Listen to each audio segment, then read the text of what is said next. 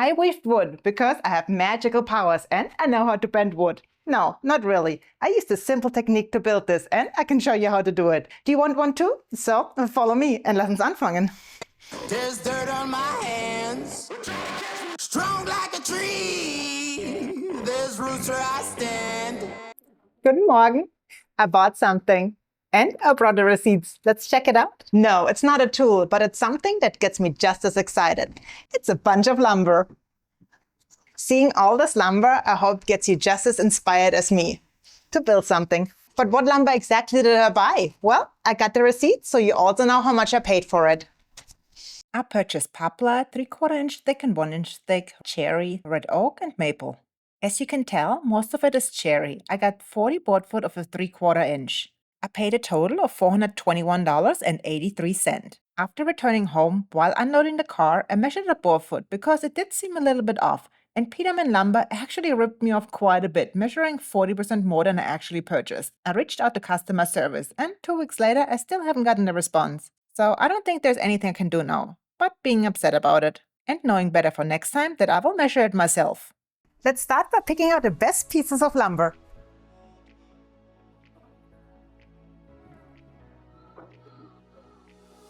It's heavy. Oh yeah, this is perfect. Let's take this one. That'll do. Let's start the project by cutting this to size. Ugh, I need a bigger workshop. Oh, damn it. Scheiße. Yeah, I apologize for that, but sometimes you just gotta say it, right? I cut the pieces to size using my miter saw.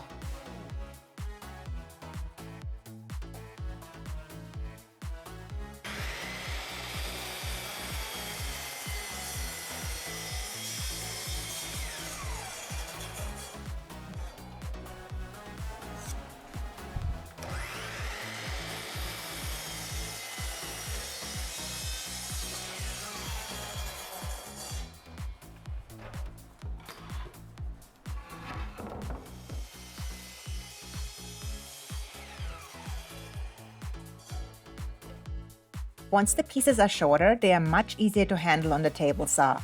I cut the pieces into same size strips. Those strips will make up the thickness of the boards, so cut them as wide as you like to come up with the thickness that you prefer on your cutting boards. For me, that's around 4.5 centimeters. Also count in a little bit extra. That will account for anything that you will lose while planing or sanding, for any unevenness that you created during the glue up, and there will be some.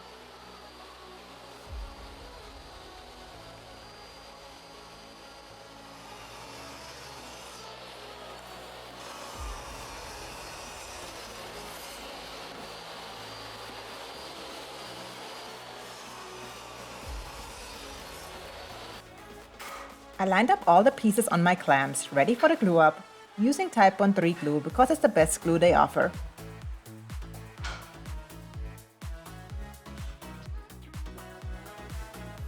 Okay, I really have to start remembering storing the glue inside the house and not in my 100-degree garage.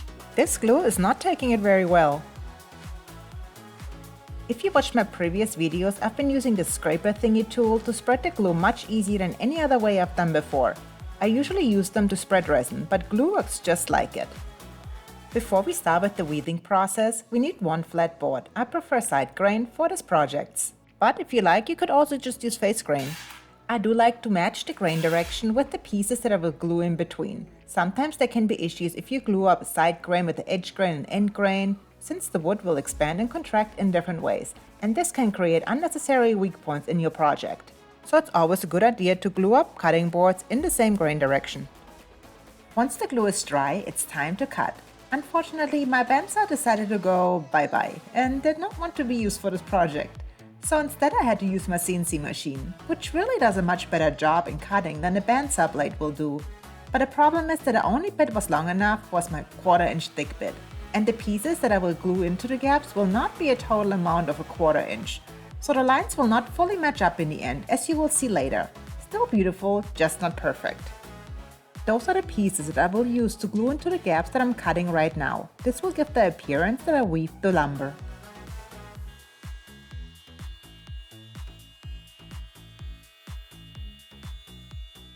The first cut is done and now it's time for the first glue up.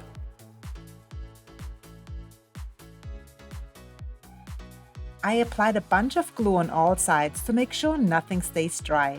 Then I started tightening the clamps little by little to make the wood piece bend into the shape of the cut.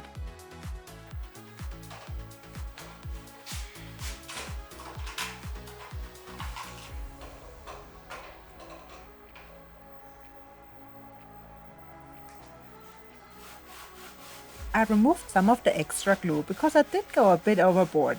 Then I let it dry before I went back to the CNC to make the second cut. I decided I will go with 3 glue ups total, so that's number 2.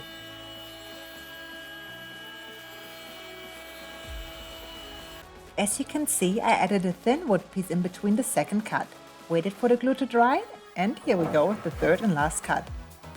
And yes, I do wear knockoff Birkenstock in my workshop on occasion.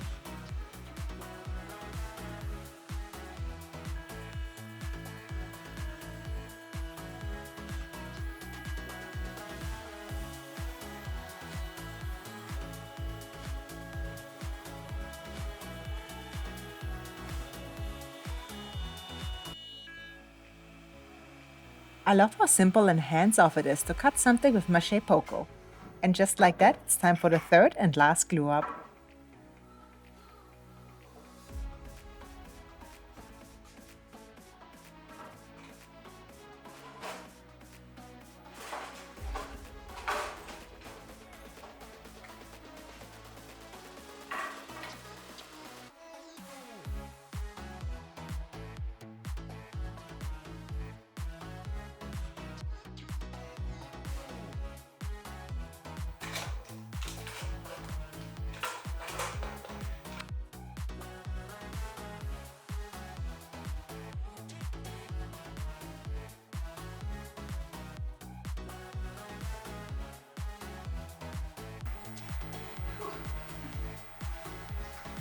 It's a few days later now and the glue has dried. However, I'm not drying in here. It's hot. It's super hot. It's 88 degrees right now and it's supposed to get a little bit hotter. So I'm trying to finish the day soon here. And now, since all the glue ups are done, we have to figure out a way to make the surface nice and straight. One way is to use a hand planer, or benchtop planer, or CNC machine. Or if you like, you can just sand it until it's smooth, while this will most likely take the longest. I used the CNC, and this is the result.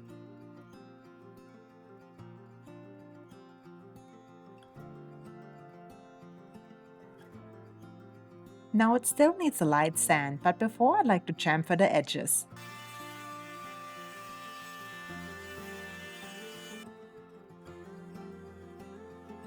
For the sanding, I'd start with 150, then 180, and last 220.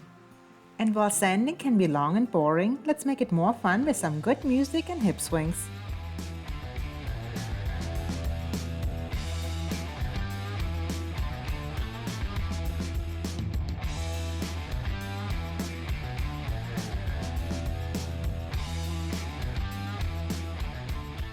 Once the board was nice and smooth on both sides, I used my handy dandy jig to attach the rubber legs on the bottom side of the board.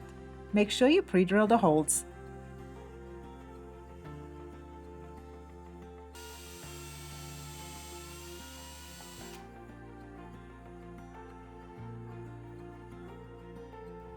For the finish, I used MeikeMade liquid hydration wood oil, followed by a layer of Mousse Marcos wood butter for a beautiful satin shine that is food safe and will extend the lifetime of your cutting boards. What else could you ask for? Einfach perfekt. And wir fertig! Wow, what a project! I feel like a magician that bends wood. How do you like the project? Please leave me a comment, like and subscribe if you haven't done so. Most importantly, please click the bell button to get notified of new videos.